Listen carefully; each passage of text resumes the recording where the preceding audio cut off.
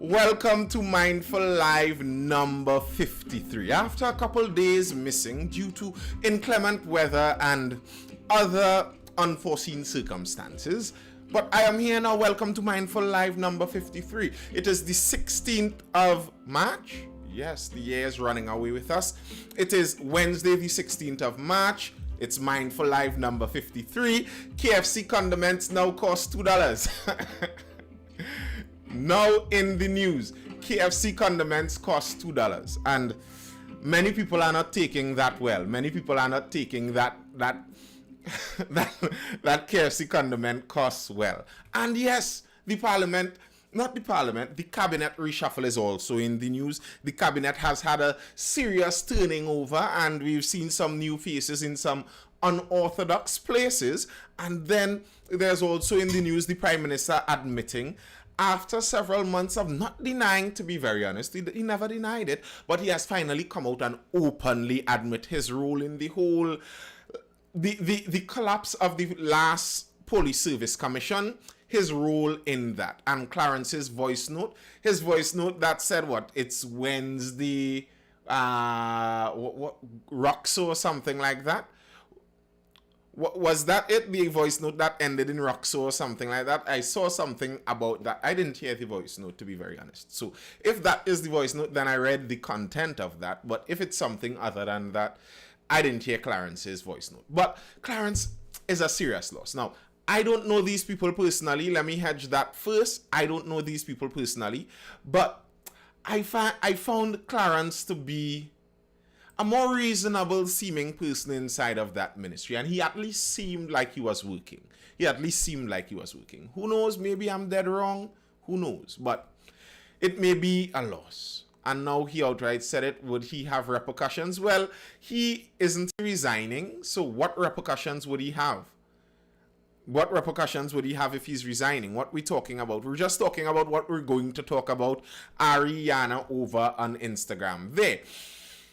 So what repercussions is he going to have if he's resigning? Now, that may be very well why he did what he did. You know, it's the proverbial tell them what you think when you're resigning kind of thing, I'd suppose. And as for Minister Dial Singh crying, at least he provided us with some solid meme content. He has made several memes. And I think he would live on in immortality inside of those memes. So I am grateful for that. The Prime Minister gave us a remix. Yes, he did give us a remix.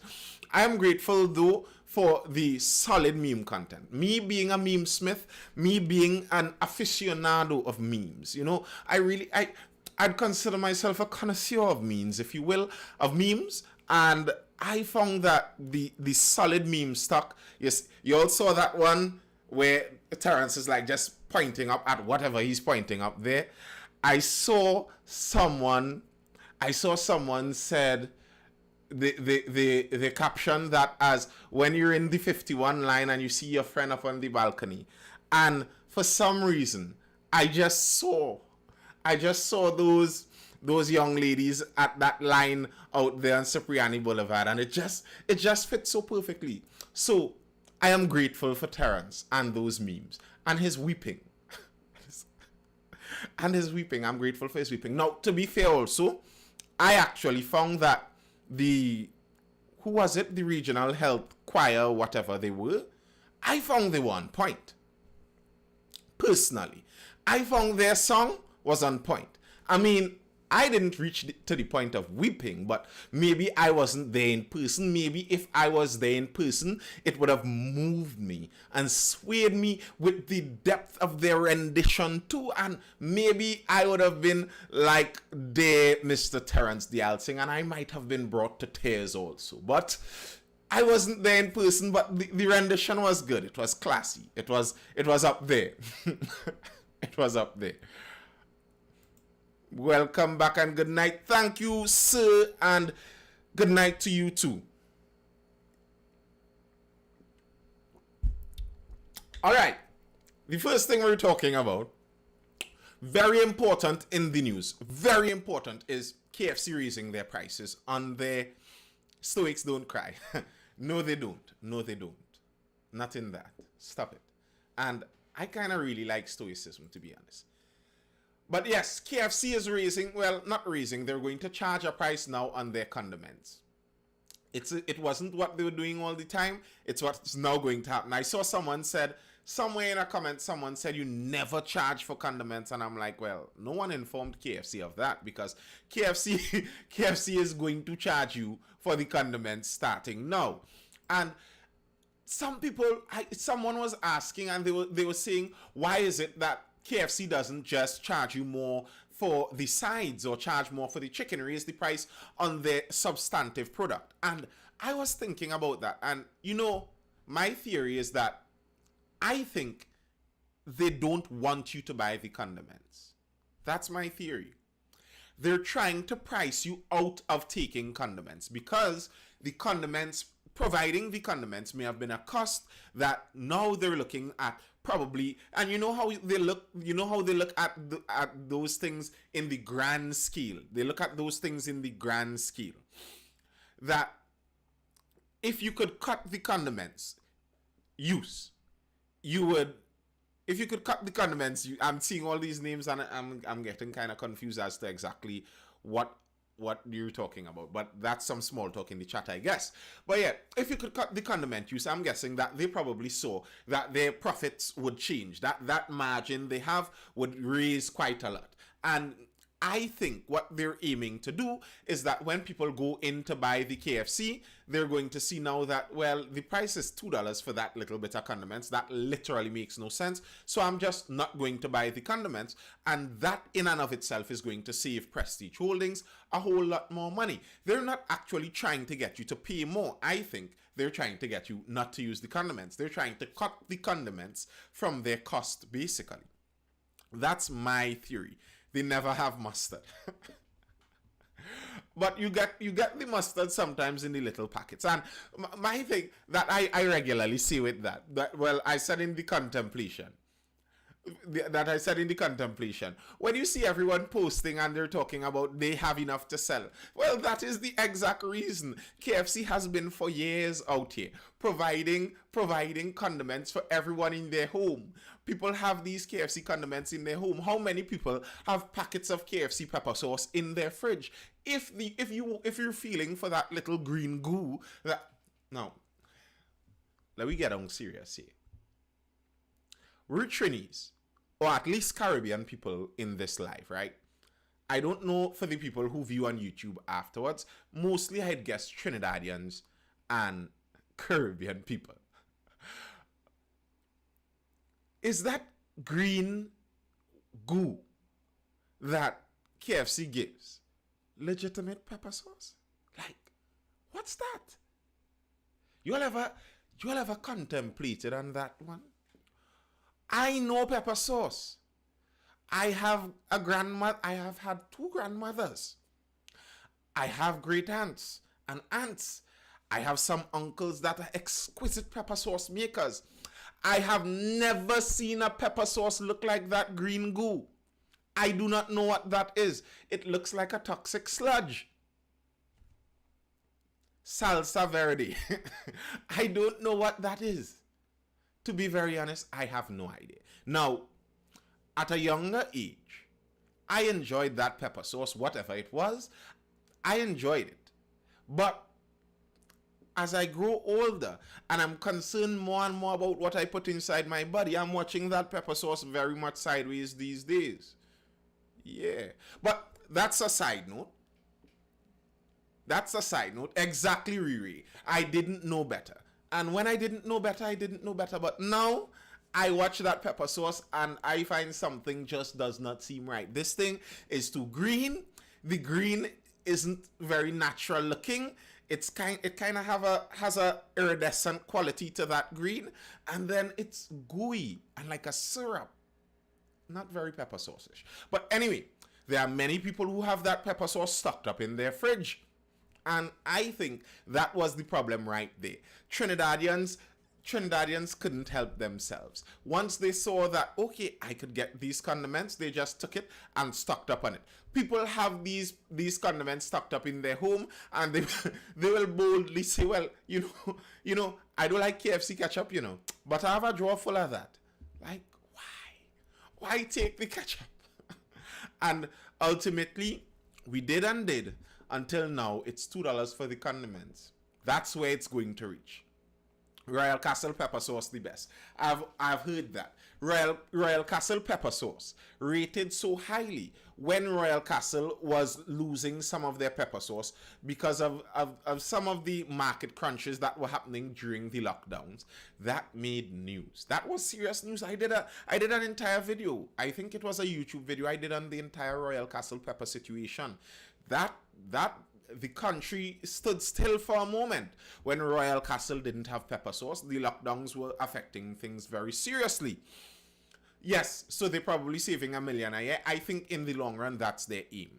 That's their aim. If they could stop hemorrhaging condiments, I would not be surprised. If you could see the bottom line from Prestige Holdings, I wouldn't be surprised that the price they pay for those condiments in the long run might make some of you whistle. You'll be like, wow, it's so much money spent on simple sauces.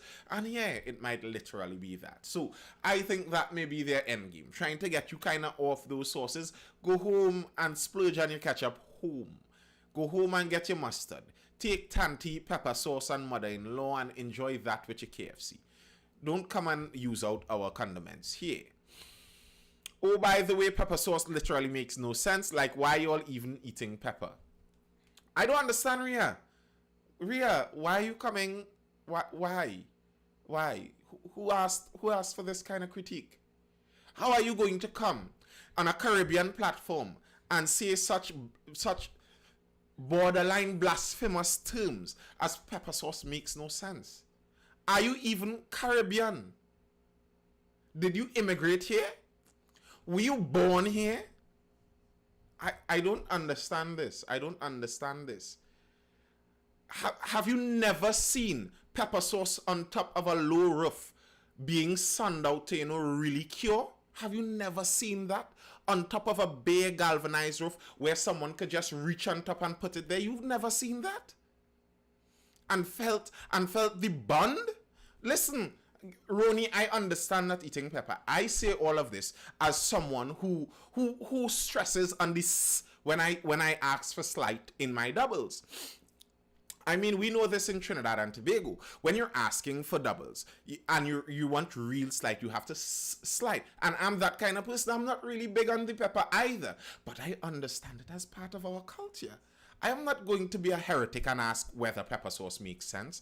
I understand the sense and sensibility of this. You see, seasoning...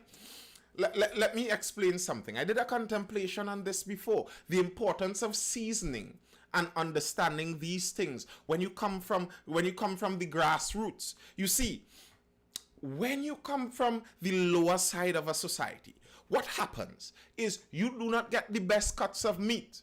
You do not get the best pieces of food. What you do get is the ability to be a chemist, mixing and matching those seasonings and peppers that you see out in nature. And those are cheaper.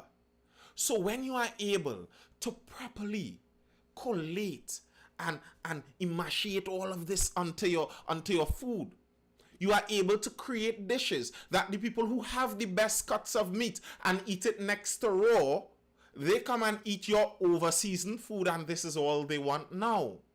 You see, that's what's created from necessity, as necessity being the mother of invention, etc. You know that. So with me understanding that, I understand the very important role that pepper played in our society, and pepper has played in the growth of our society. Good evening, Scafty. Soria. I'm not a big pepper fan. I'm not a big pepper fan. I don't eat a lot of pepper. But never would I see that pepper is unnecessary. Kusume, Kelandri 3000, you know the words. You let it kusume. Wow. I like that. I like that knowledgeable people in the chat. Will KFC sales drop because of their actions? Yeah, funny, real funny, very funny. No. Nobody's not going to buy KFC because they have to pay for the condiments. I wouldn't doubt that a lot of people would not buy the condiments. I think so, but KFC, really? And to be very honest, KFC doesn't necessarily need all those condiments. You could eat it. It's not that dry. You could eat it just so. I don't think people are going to do that. What's the topic? Cabinet shake on the... No, we haven't reached the cabinet shake-up yet. We're still talking about the super important news being KFC and their price change on their condiments. Yes, that's the super important news that we're talking about first. But don't worry. We're going to get into the reshuffle now. Yes, the Prime Minister has reshuffled the cabinet. Surprise, surprise. There are lots of people that read a lot into cabinet reshuffles, but unless you're on the inside, there's no way you could really know exactly what precipitated this. Who knows? Many people are calling it distraction, as Riri is saying in the chat. Many people are saying that this is all a distraction. Now people are saying this is a distraction. Added on to the other thing that they said was a distraction when the Prime Minister revealed that he was actually the one who said the thing to the Police Service Commission. We'd actually talk about that because I think that is actually very important and I think people are playing some silly games with it also. But yes, many people are saying that this is a distraction. I don't know, but it is something that is important. People have changed portfolios. Now, some people went on to say that the Attorney General was demoted. I don't like that. What makes local government less important than the Attorney General? What are you saying? I think local government and rural development is just as important as the Attorney General. Why should that be any less important? What happens in our local government and in our rural communities is key. So I don't understand this demotion talk. And now, to be fair to the Attorney General too, I don't know how many of you read his acceptance statement on his new portfolio. Faris accepts role as local government minister. Now, Mr. Al-Rawi has never been one that has shied away from waxing poetic with the words. Outgoing Attorney General Faris Al-Rawi has accepted the role as local government minister. The following is a statement issued by Al-Rawi. A cabinet is made of the PM and the AG. I know that actually, yes. But I still don't say that's a demotion. I say that job is just as important. It is with a great excitement. This is Al-Rawi writing here. It is with great excitement and pleasure that I today accepted the role of Minister of Rural Development and Local Government, which is a ministry that literally touches the lives of every citizen of Trinidad and Tobago in the places that they live, work, traverse, and play. And enjoy. Sorry.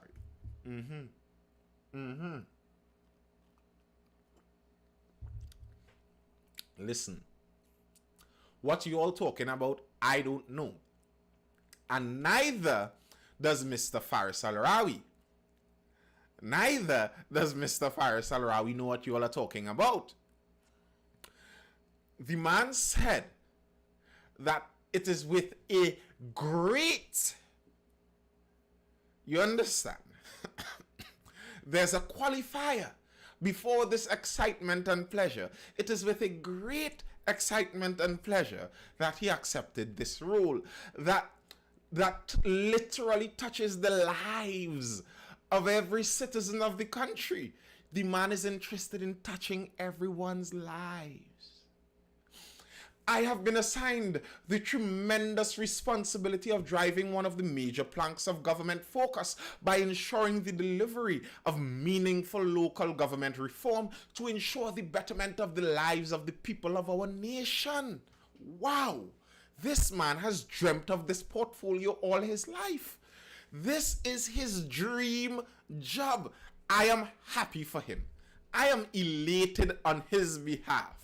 When I hear these glowing words that he accepts this new portfolio with, I am elated on his behalf. I think that Mr. Al-Rawi dreamt of having this job, and I'm happy for him.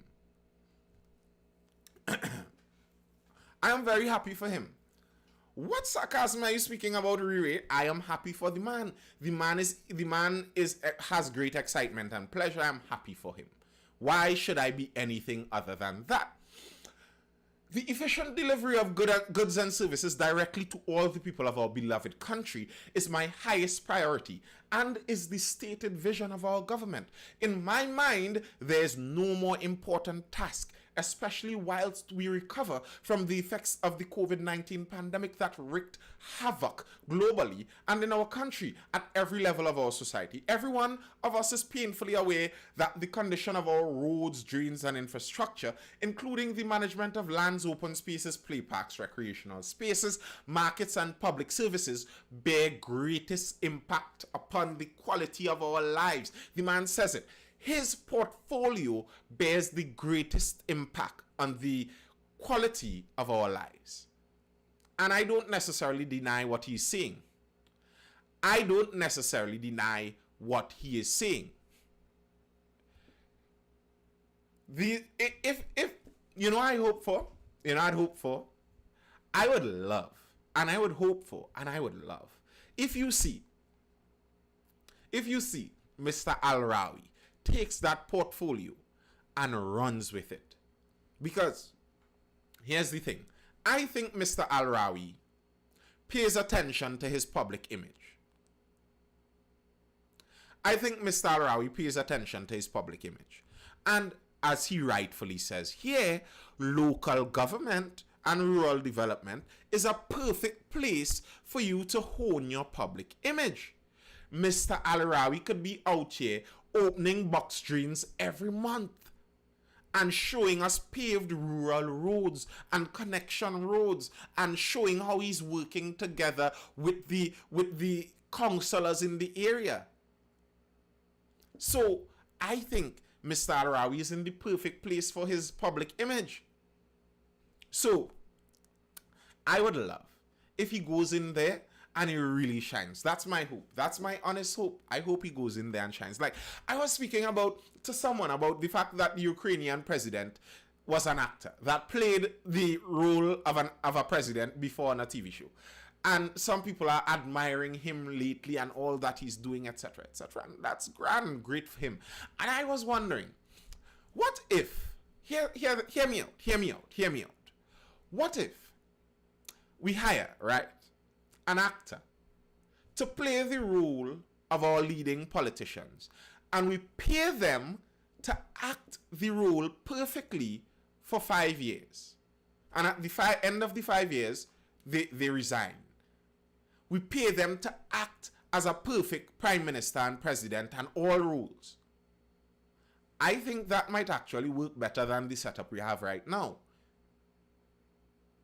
We go pay an actor and tell them you act as a best prime minister. And I think if they act as the best prime minister, they may actually do a better job than many leaders. I was wondering about that. That's a thought. Pay an actor to do the job. It might actually work out better.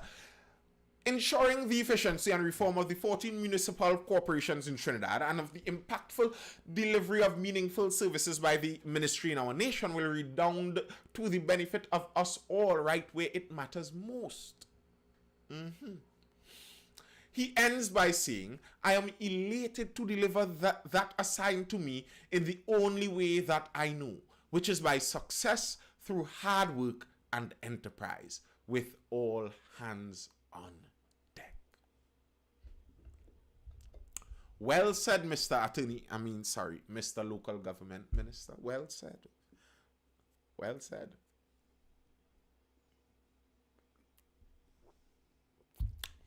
The Zelensky phenomenon is intriguing. I agree, it is intriguing.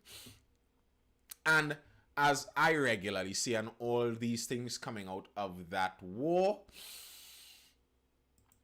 I don't know how much of anything is true. I really don't know how much of anything is true.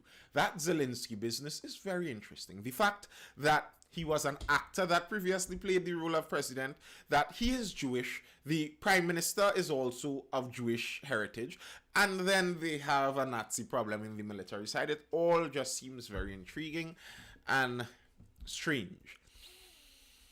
Not only that, let's see what are some of the comments coming out here. Is the money keeping them there? They fed up a long time. Not only that, they're also in a place to make things happen for their people.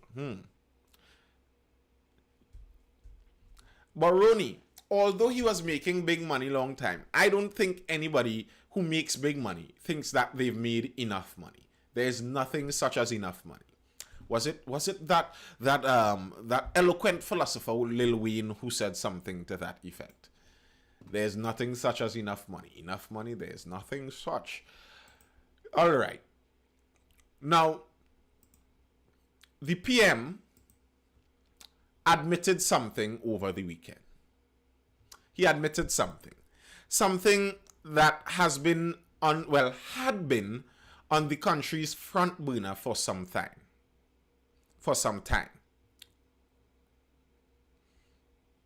Did Rambarat give reasoning for his resignation? The only reasoning I saw in one article, they said it was for family reasons. Who knows? I don't, but no, that was the only reason. Family reasons, nothing more specific. But yes, the Prime Minister admitted that he was the person who went out and spoke to the chairman of the Police Service Commission and got her. Well, he didn't say this part, but he did speak to her, and what he said to her caused her to change her mind and rescind the merit list that she had already presented to the president. Although the president didn't yet see it, has some really strange things in this entire story. The entire story with this Prime Minister business has some strange things. Now, there's some heavy politicization in it, as usual, in that the Prime Minister ever since, and I noted this ever since, he never denied that he was the individual. He never denied that. And that is true. It was never denied.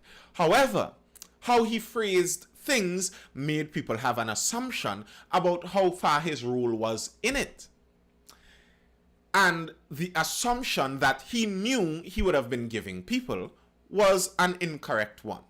And to attempt to make it seem now like everyone had that assumption, but that was never his intention, doesn't make sense. If it was never his intention, then why would he need to admit it now? I mean, it's understood to me that there was some mix-up in this. But to me, I think the biggest news was never whether he said it or not, whether he admitted that he said it or not. The biggest news is the fact that he did it. Whether he said that he did it before or he's now saying that he did it is irrelevant. And the fact that that is being the red herring news that is being attempted to be pulled out is unwise. PM slams LAA.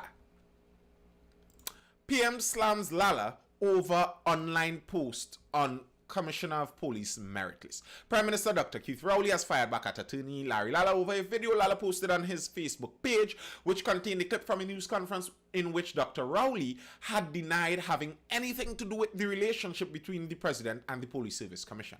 The post follows Dr. Rowley's admission on Monday that it was him. We know what he admitted. The brief clip from October has been shared numerous times. In it, the Prime Minister, speaking at a media conference, said he wanted to categorically deny that he had anything to do with the relationship between the President and the Police Service Commission and any action of the Service Commission in its relationship with the President. And here's the thing. In that statement, what he said there, he didn't deny that he spoke to them. He didn't deny that he spoke to them. But you know, Ria is saying, but I now realize why if it's still there, should I throw here away? That's the thing. As I say with the cabinet reshuffle, I can't tell you what this is from the internal works. The Attorney General changing, I don't know if that says anything about the Attorney General and how good or bad he was at his job. I don't know what that actually says, because I don't think that whether they're reshuffled is actually an indictment on how well they're doing at their job. Politics is one of the only jobs where you could fail upward. Someone could fail at every single job they have ever done and still be a successful politician. So I don't know what's going on there. Wow, Rooney. Wow. But yes, the Prime Minister went on.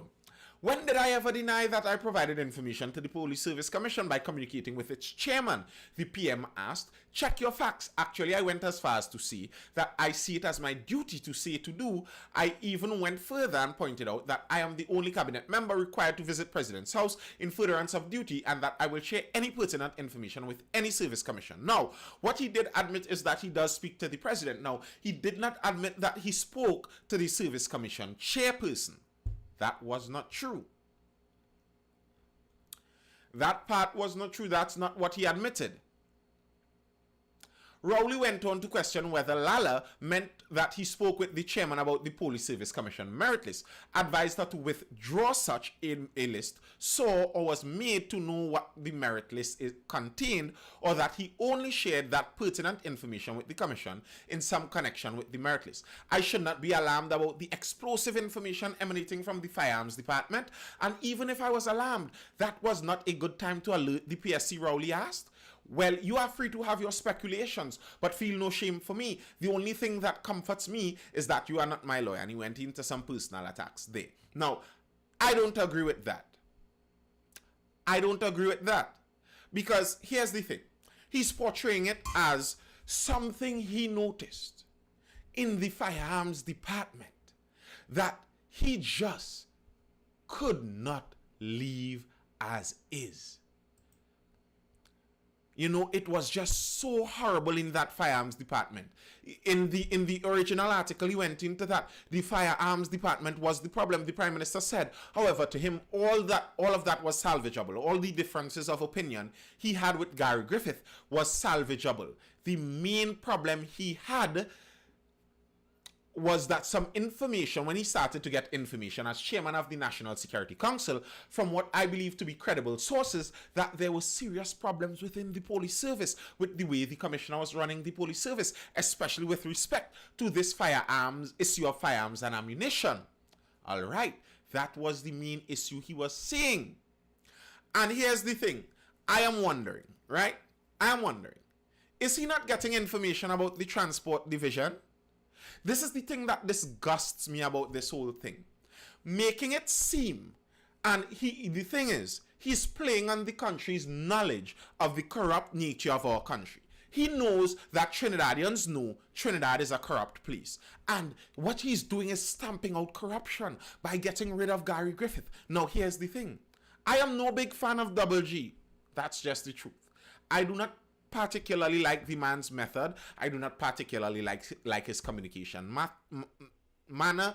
I think I in some previous videos I referred to his attitude as Beetlejuice, where if you call someone Beetlejuice 3 times and they appear, and I think that's not fitting of someone of that portfolio and that position. But okay, that's his personality, whatever. Still, in this situation, it still does not make sense. How are you going? This is what you did. This is what that seems like to me. You put someone in control of a kitchen, knowing that the kitchen has a cabinet filled with rotting goods in it. And then you call in a health inspector, tell them, go look at that cabinet. And they find the cabinet filled with rotting goods and then say, well, we must fire this person put in charge of this kitchen because look, there's a cabinet full of rotten goods inside of it. And the part that is so ridiculous about this, I went through the investigation into this firearms business on a live. I don't know how many of you were here in the live when I went through it. the investigation was extremely damning. But it was not extremely damning on Double G. It was extremely damning on the police service.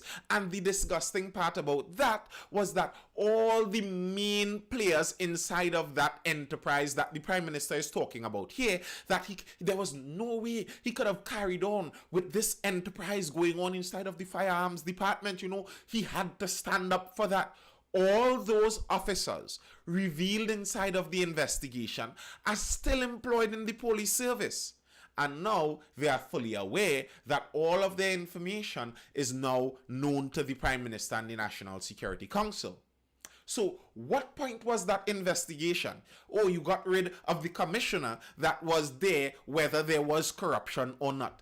Jacobs is in there. The police service still has corruption. So what are you telling me? How are you supposed to get me to believe that what you were really serious about here was the fact that there was corruption inside one little institute inside of the police service, and we could not allow that to happen, so we had to fire the commissioner? Well, then the transport division commissioner is supposed to be fired. Then the prisons commissioner is supposed to be fired. Then the Prime Minister is supposed to be fired. It's ridiculous.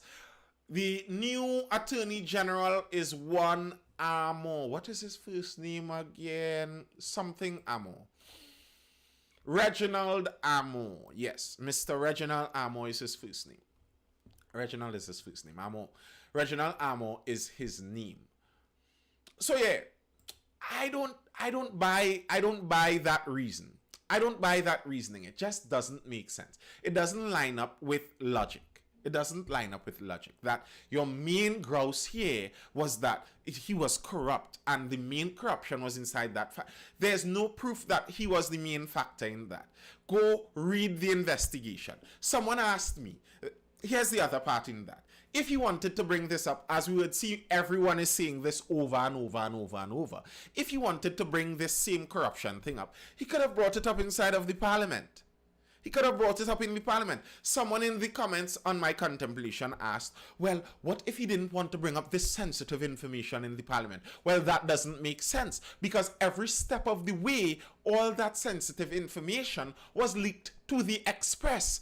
I said this in multiple videos as I followed this story building. It doesn't make sense that this sensitive information every step of the way is being leaked. It clearly was a smear on Double G. Someone didn't like the guy and wanted to smear him, and they wanted to make sure that all the dirt they got, not only was the investigation done on the on the National Security Council side, as soon as it was done on that side and anything found, it was leaked to the media. So what are you telling me like it was sensitive information? Nothing about this was sensitive. It was leaked right through the process. So don't give me that. What it seems like, this is my assumption. I have no proof of this.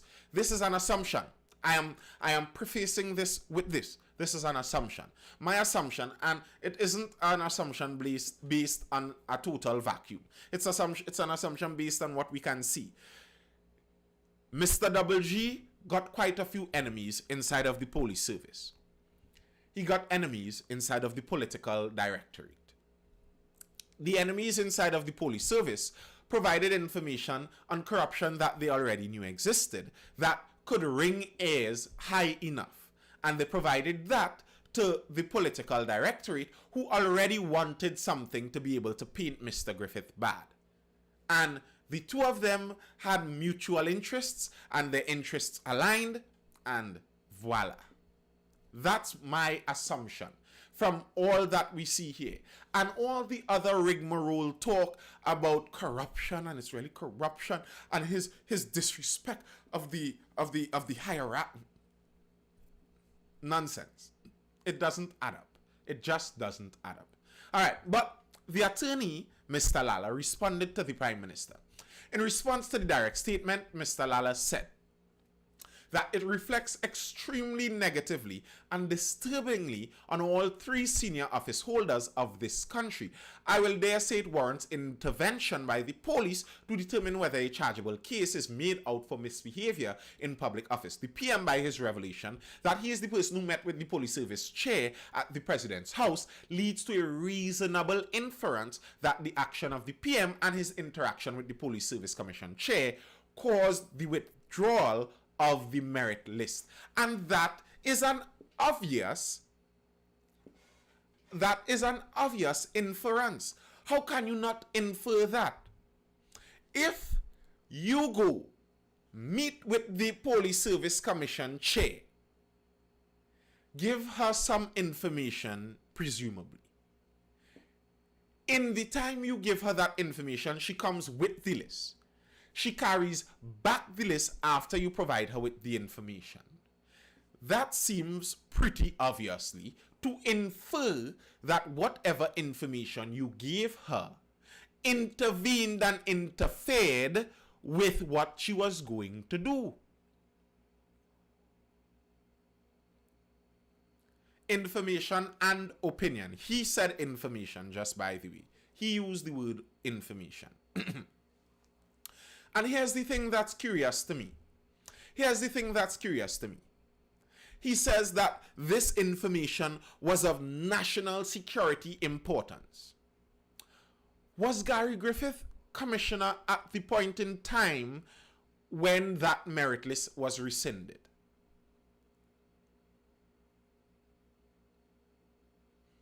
No, he was not. There was an acting commissioner who is still the current acting commissioner. So the investigation had no real urgency to it.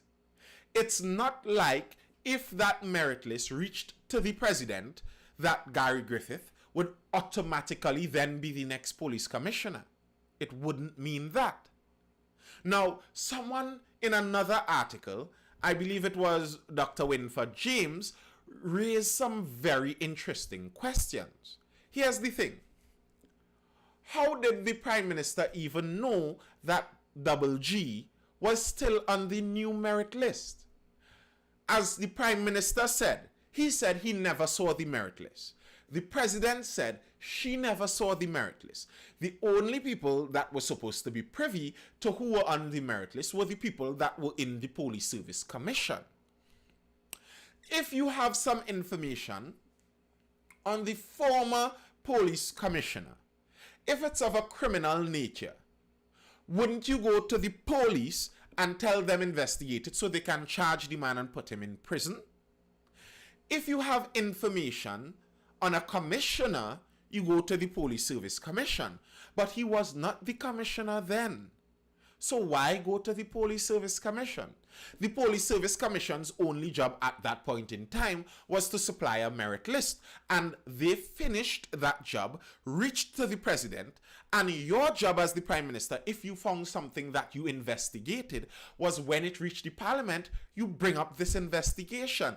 All the time he's speaking about his job and he is there to speak to the president and he can speak to the president and he gives them information and he does it so arrogantly. I find it insulting that you would do something that is pretty demonstrably wrong and not in the at least not in the proper usual manner we do things, and then you'd be so arrogant about it.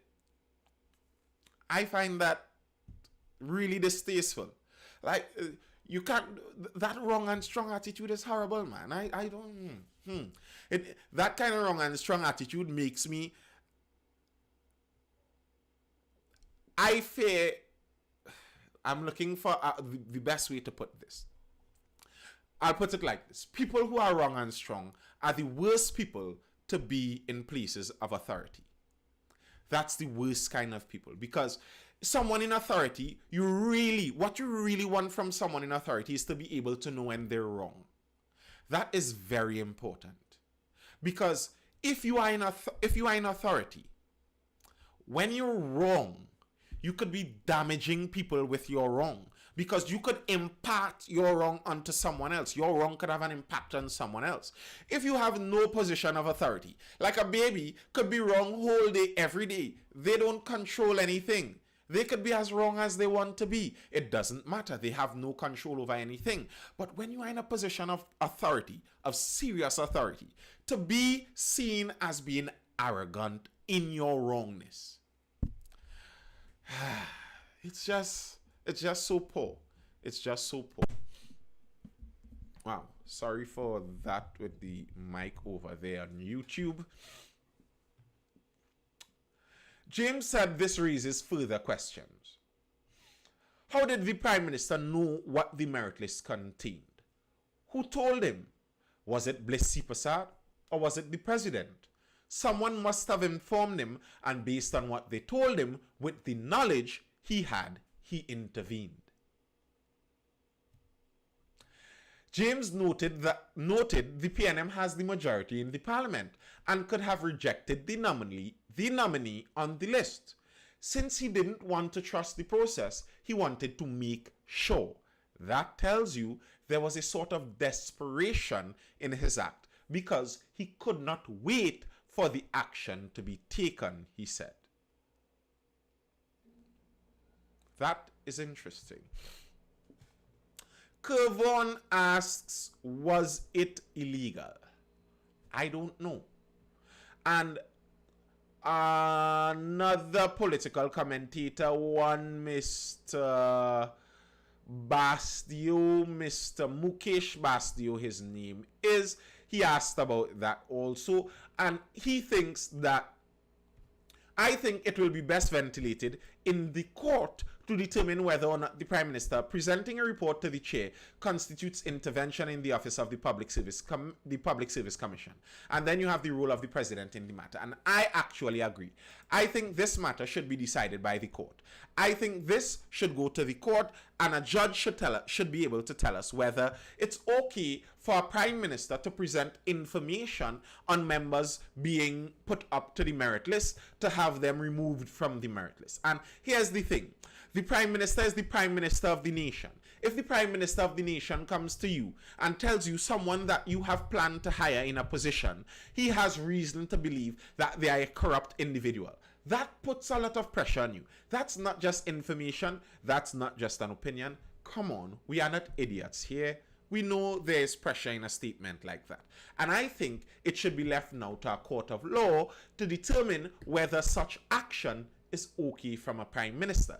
And here is what I would like everyone to think about, especially you, if you are someone who is more favorable to our Prime Minister and the ruling government. Here's a thought to really think about. Really think about the precedent that you are setting here. Really think about the precedent that you are setting here.